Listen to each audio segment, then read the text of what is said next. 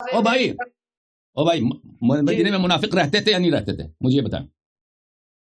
अब मौली साहब, ये आपकी मैं क्या अर्ज करूं, मैं आपकी बेहतरामी नहीं करना चाह रहा, लेकिन ये नहायत जायल है कि आपके मदीने में कोई मुनाफिक नहीं था, सब बाज आ गए थे। ज्यादा थे, बहुत ज्यादा थे। अबू बकर, उमर, उस्मान, साद वक्कास, तलहा, जुबैर। हाँ जी, ये थे। नाम चाहिए तो हम अब बड़ों के नाम दिखा देते हैं जिन्होंने अपना निफाक छुपा दिया था। अमीरुल मोमिनीन अलैहिस्सलाम ने कभी उनके पीछे नमाज नहीं पढ़ी है, पहली बात है। और आपके मजहब में मुनाफिक के पीछे नमाज होती है, तो नमाज तो आपके मजहब में खुसरे के पीछे भी होती है ना। बुखारी में तो ये लिखा है कि नमाज खुसरे के पीछे भी होती है। मैं कह रहा हूँ कि अभी देखें, अल्लाह रब्बुल इज्जत कह रहा है, आप तो अबू बकर, उमर, उस्मान को अलल ऐलान काफिर साबित नहीं कर सकते, और अबू बकर, उमर को ज्यादा से ज्यादा आप मुनाफिक ही कहते हैं, ठीक है। उसके बाद अबू बकर, उमर जो नबी पाक सल्लल्लाहु अलैहि वसल्लम के बाद मदीने में रहे, और मदीने में अपने रहे, मदीने की खास जगह मस्जिद नबवी में रहे, और मस्जिद नबवी के इमाम रहे, और इमाम रहने के बाद, यही मदीने में रहने के बाद 24 साल इन्होंने मदीने में खिलाफत की। जो यहाँ इतने अरसे अल्लाह रब्बुल इज्जत कह रहा है मदीने में चंद दिन को सवाल नहीं रह सकते, ये उसी मदीने में रहते थे, उसी मस्जिद में, मस्जिद नबी में इमामत कराते थे, पूरी जिंदगी वहां गुजारी। उनको आप मुनाफिक की आयत के तहत कैसे कहते हैं?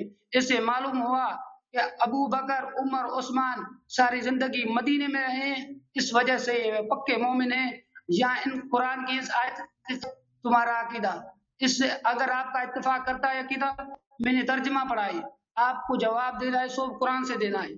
अबू बकर, उमर के ईमान इस तरह साबित नहीं करता है डायरेक्ट कि भाई ये हम जो दलाइल लेके आए ना कि उनका अमल हफ्त हो गया वगैरह वगैरह, उसका तो रद्द नहीं कर सकते, जंग से भागे। तो ये जो आए हैं वो, हाँ मैं आता हूँ, ये इनडायरेक्ट एक दलील लेकर आए। इनका इनडायरेक्ट दलील क्या है भाई? ये किताब है अद्दुर्रुल मंसूर फिर तफसीर बिल माथूर, अब्दुल रहमान सुयूती की। मैं कुरान पढ़ रहा हूँ भाई, आयत पढ़ रहा हूँ, इजाजत तो जुज़ सादिस चाप दारुल फिक्र। अऊज़ु बिल्लाहि मिनश शैतानिर रजीम, लइन लम यंतही अल मुनाफिकून वल्लज़ीन फी क़ुलूबिहिम मरज़, अगर बाज ना आ जाएं जो मुनाफिक हैं और जिनके दिलों में बीमारी है, वल मुरजिफून फिल मदीना, और जो मदीना में गलत अफवाहें फैलाने वाले लोग हैं, जो मदीना में अफवाह फैलाने वाले लोग हैं, बुरी बातें करने वाले लोग हैं।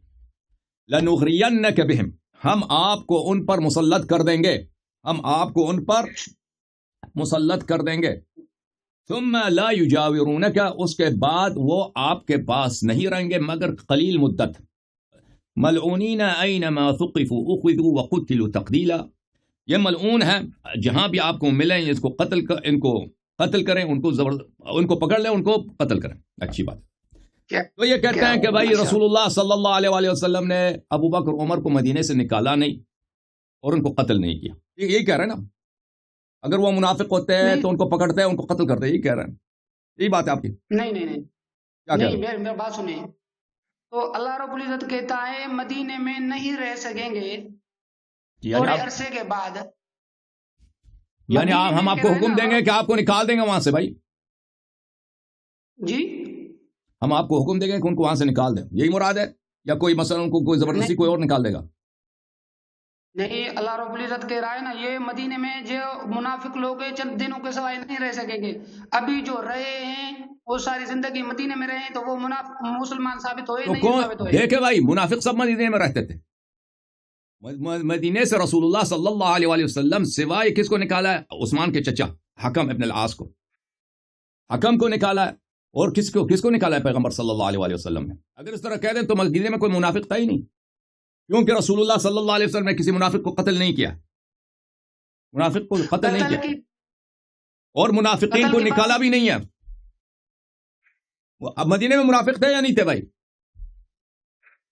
तो अल्लाह रब्बुल इज्जत ने कहा ना, जो थोड़े अरसे के बाद नहीं रह सके, ये अगर इन गलतियों से बाज नहीं आते।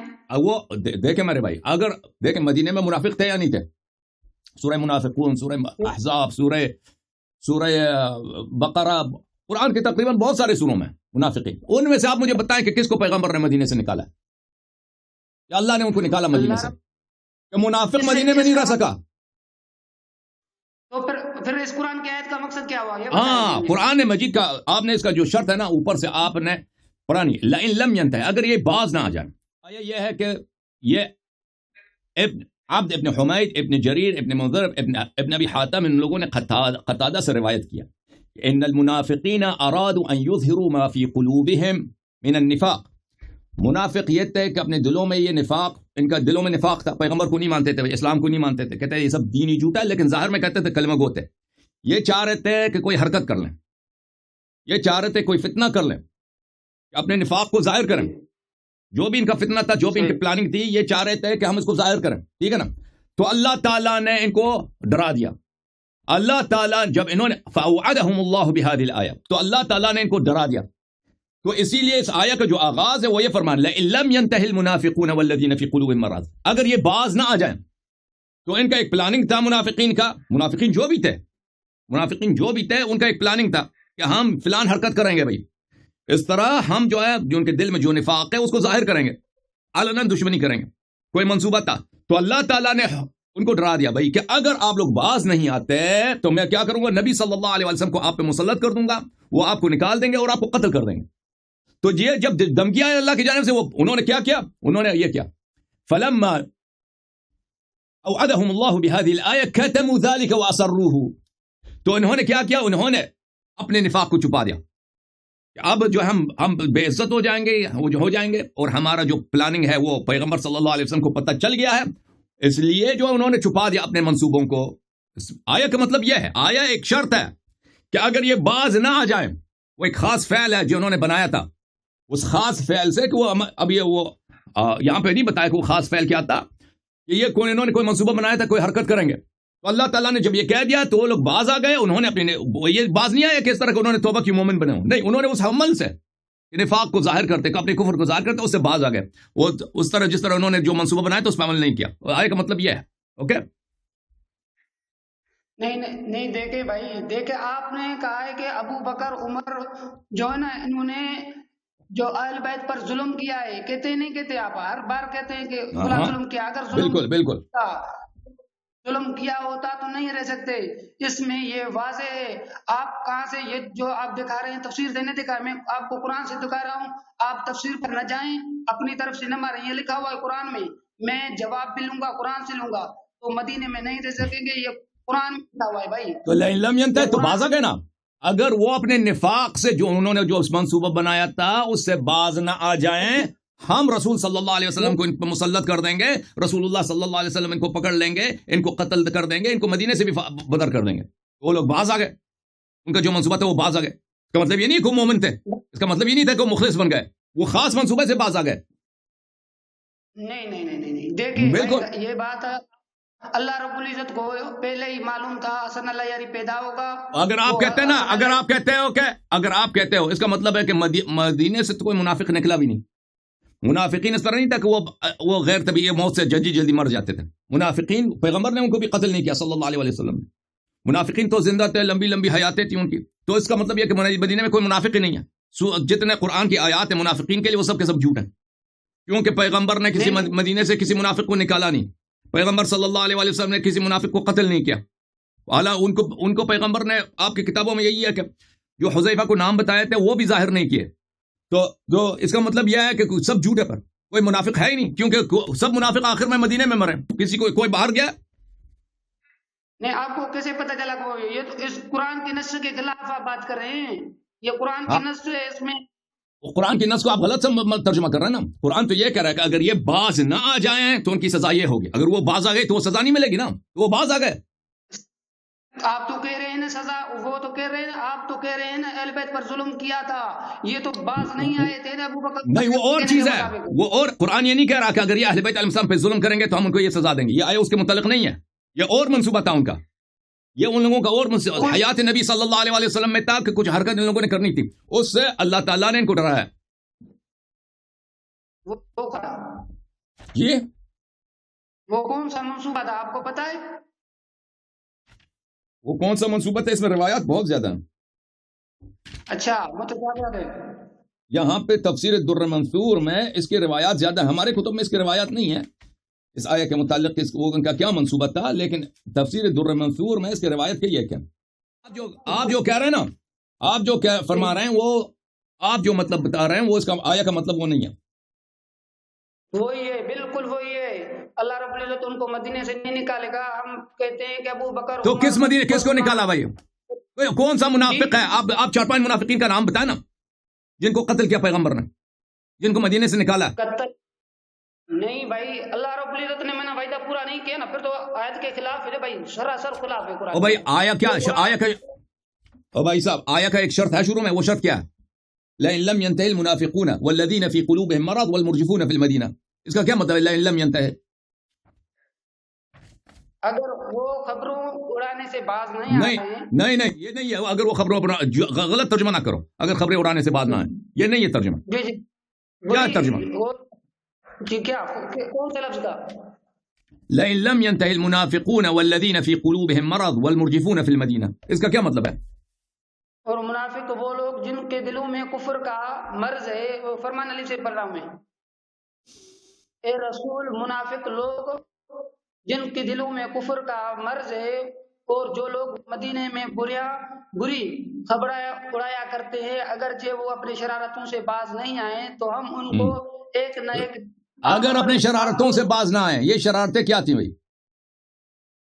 یہ شرارتیں کیا تھی؟ تو آپ تو کہتے ہیں نا نبی پاک صلی اللہ علیہ وسلم سے فلاں کیا. آپ نے کہاں سے نکال دیا کہ یہ شرارتیں اہل بیت علیہ السلام پہ ظلم سے مراد اہل بیت علیہ السلام پہ ظلم ہے؟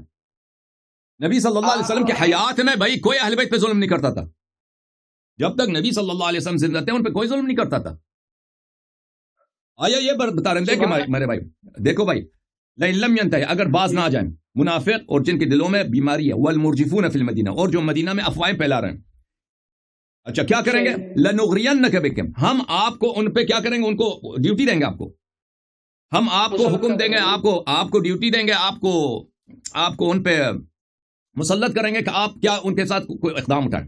تو اس کا دیکھیں نبی صلی اللہ علیہ وسلم کے زمانے میں کوئی اہل بیت علیہ السلام پہ ظلم نہیں کر سکتا تھا. اہل بیت علیہ السلام پہ جو ظلم ہوا ہے وہ نبی صلی اللہ علیہ وسلم کے بعد بھی ہوا ہے، ٹھیک ہے نا. تو ابھی یہ جو شرارت کی بات ہو رہا ہے کہ مدینے میں افواہیں پھیلا رہے ہیں یا وہ جن کے دل میں مرض ہے، اس سے یہ جو شرارت ہے اس سے مراد اہل بیت علیہ السلام پہ ظلم نہیں ہے. اور لنغرینک بہم ثم لا یجاورونک فیہا الا قلیلا، پھر وہ آپ کے ساتھ نہیں رہ سکیں گے مگر کم مدت. ملعونین اینما ثقفوا اخذوا، یہ ملعون ہے جہاں بھی ان کو ہم حکم دیں گے کہ ان کو پکڑ کے ان کو قتل کریں. اچھی بات ہے.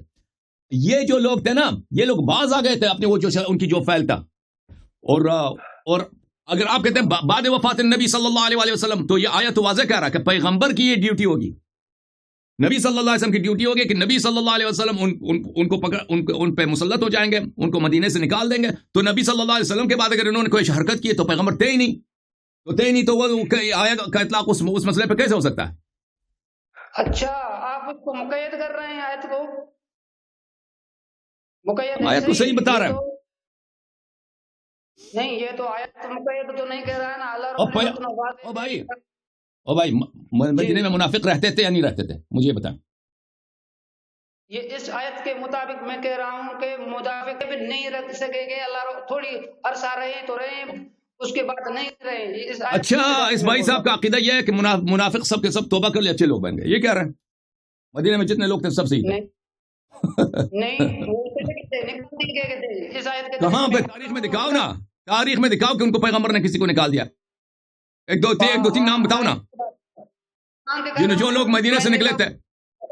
ومن حولکم ومن اہل المدینہ مردوا علی النفاق ومن حولکم من الاعراب منافقون ومن حول المدینہ مردوا علی النفاق. مدینے کے لوگ ایسے لوگ ہیں کہ یہ نفاق میں استاد ہیں. یہ قرآن مجید کی آیت ہے.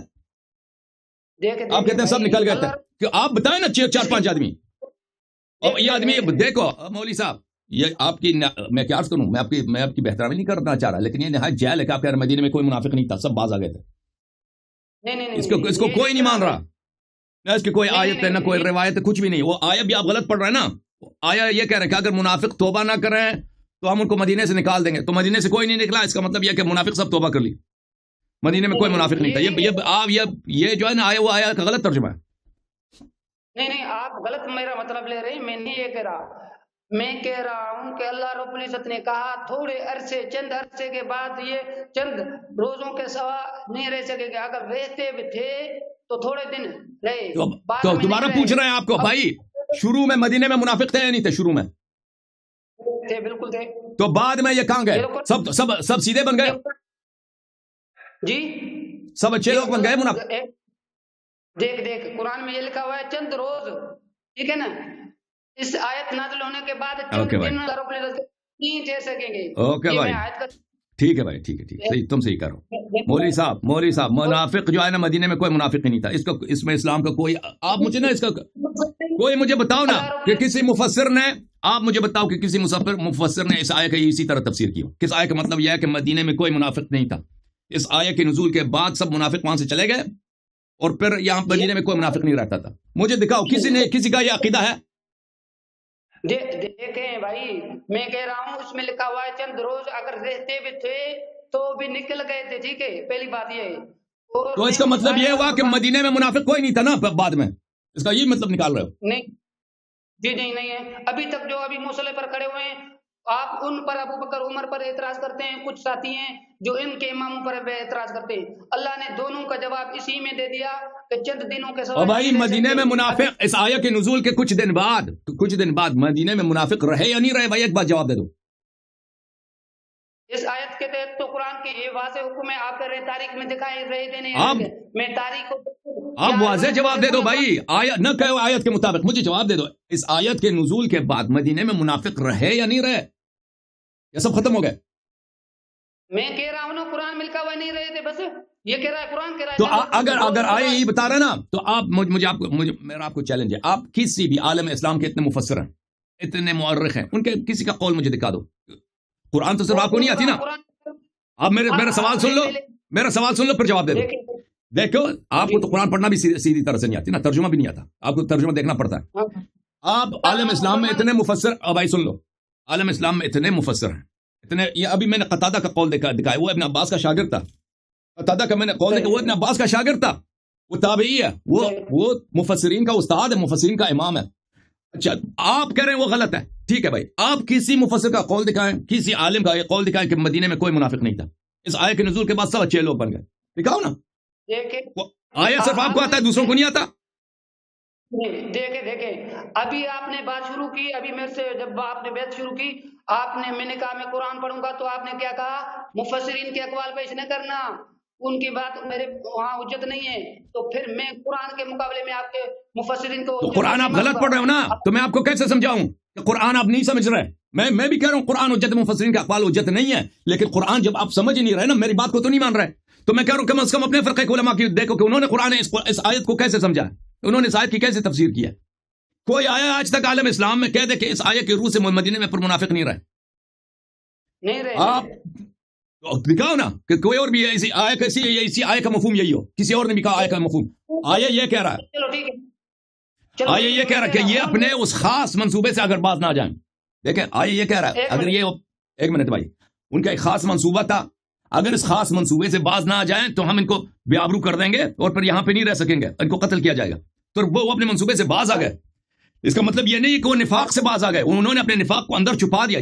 یہ نص الفاظ ہے آپ کے قتادہ کے۔ اچھا اگر یہ بات ہے تو وہ منافق اس آیت کے بعد رہے تھے، وہ کتنے تھے، ان کے نام کیا تھے؟ چلو ٹھیک ہے، بہت زیادہ تھے، بہت زیادہ تھے، ابو بکر، عمر، عثمان، سعد وقاص، طلحہ، زبیر۔ ہاں جی یہ نام چاہیے تو ہم آپ بڑوں کے نام دکھا دیتے ہیں جنہوں نے اپنا نفاق چھپا دیا تھا۔ تم آیت کا غلط ترجمہ کر رہے ہو نا مولوی صاحب۔ وہ مسجد میں امامت کرا رہے تھے، علی ان کے پیچھے نماز پڑھ رہا تھا۔ امیر المؤمنین علیہ السلام نے کبھی ان کے پیچھے نماز نہیں پڑھی، ہے پہلی بات ہے، اور آپ کے مذہب میں منافق کے پیچھے نماز ہوتی ہے، اہل بدعت کے پیچھے نماز ہوتی ہے۔ ہمارے علی رضی اللہ تعالیٰ عنہ نے پڑھی ہے، تمہاری کتابوں میں لکھا ہوا ہے، ابو بکر عمر نے اور عثمان کے پیچھے 24 سال انہوں نے نماز پڑھی ہے۔ تو نماز تو آپ کے مذہب میں خسرے کے پیچھے بھی ہوتی ہے نا، بخاری میں تو یہ لکھا ہے کہ نماز خسرے کے پیچھے بھی ہوتی ہے۔ اس کے پیچھے؟ خسرے کے پیچھے۔ اچھا پھر کیا ہوا؟ پھر یہ مطلب ہوا کہ اگر اس کا مطلب یہ ہے کہ اگر کوئی خسرا ہے اس کے پیچھے آپ نماز پڑھ سکتے ہیں، اگر کسی پیچھے آپ نے نماز پڑھی نا تو اس کا مطلب ہے اس کی مردانگی بھی ثابت نہیں ہوتی اس کی دیکھیں یہ تو منافق کے پیچھے نماز ہو۔ یہ کتاب بخاری، یہ دیکھو صحیح بخاری، چاپ دار احیاء تراث العربی، یہ دیکھو باب امامت المفتون والمبتدع، مفتون اور مبتدع، اہل فتنہ اور اہل بدعت، بدعتی جو کافر جہنمی ہے اس کے پیچھے نماز ہوتی ہے۔ اچھا وقال الحسن صلی علیہ وعلیہ بدعتہ، صلی علیہ بدعتہ، اس کے پیچھے نماز پڑھو، اور بدعت اس کی جو اپنی ذمہ داری ہے، بدعت جو ہے اس کی اپنی پرابلم ہے. اچھا، زہری نے فرمایا کہ لا نرى ان يصلى خلف المخنث الا من ضرورة لا بد منها، مجبوری میں آپ مجبور ہو جائیں تو کوئی پرابلم نہیں ہے، خسرے کے پیچھے بھی نماز پڑھ سکتے ہیں. تو یہاں پہ حدیث نقل کرتے ہیں عثمان سے کہ عثمان جب محاصرہ ہوا تھا اپنے گھر میں، اس کو گرایا تھا صحابہ نے قتل کرنے کے لیے، تو لوگوں نے امام سے عثمان سے کہا کہ آپ نماز آ کے پڑھیں، تو انہوں نے کہا کہ انہی کے پیچھے نماز پڑھو، انہی کے پیچھے نماز پڑھو جنہوں نے عثمان کو قتل کیا تھا. عثمان نے خود وہ کیا کیا، عثمان نے خود گارنٹی دیا، امضا کیا، خود اس نے سرٹیفائی کیا کہ انہی کے پیچھے جو بعد میں ان لوگوں نے عثمان کو قتل کیا ہے، عثمان کو بھی گھیراؤ کیا تھا انہوں نے، عثمان کے خلاف بغاوت کیا کہ عثمان کو ہم قتل کر رہے ہیں، عثمان نے خود کہا کہ ان کے پیچھے نماز پڑھو، کہ وہ بخاری کی حدیث ہے. تو جب تمہارے پیچھے کافر کے پیچھے نماز ہو سکتی ہے، جو خلیفہ کو قتل کرتا ہے اس کے پیچھے نماز ہو سکتی ہے، خسرے کے پیچھے نماز ہو سکتی ہے، تو اگر ابوبکر کے پیچھے آپ کہتے ہیں امام امیر المؤمنین علیہ السلام نے نماز پڑھی، اس سے نہ اس کا ابوبکر کا ایمان ثابت ہوتا ہے، نہ اس کا کوئی اخلاص ثابت ہوتا ہے، نہ کوئی تقوی ثابت ہوتا ہے، نہ کوئی علم ثابت ہوتا ہے، نہ اس کا مسلمان ہونا ثابت ہوتا ہے، نہ اس کی مردانگی ثابت ہوتی ہے، کچھ بھی ثابت نہیں ہوتا اس سے.